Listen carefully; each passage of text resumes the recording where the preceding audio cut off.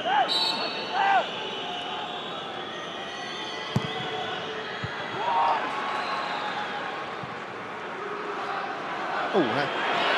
er straffespark. Det bliver i hvert fald dømt til Legia. Jeg er ikke utilbøjelig til at tro, at den er god nok. Forseelsen mod Skalakowski, som vi ikke har set ret meget til, manden som har scoret et par gange for dem i turneringen. Lad os prøve at se her. Det opstår simpelthen, fordi Mark Jensen ikke får clearet bolden ordentligt ud foran feltet. Ja, det kan man ikke sige noget til. Han har klart berøring med hans ben, og jamen, det er rigtig, rigtig ærgerligt, fordi Brøndby har spillet en flot første halvleg. Så Holmén, som ender med at lave straffesparket mod nummer 20, Skalakowski.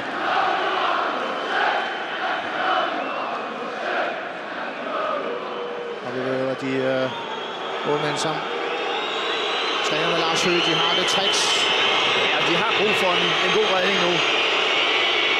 Nummer 8 Ivanski, som der er klar til at tage straffesparket for Legia Warszawa.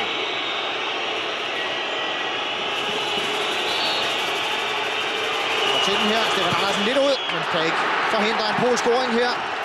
Bestemt ikke fortjent. Død ærgerligt faktisk. Og det bliver 1-0 ved Maciej Ivanski. Ja, og specielt ærgerligt, fordi situationen omkring hjørnesparket var egentlig clearet.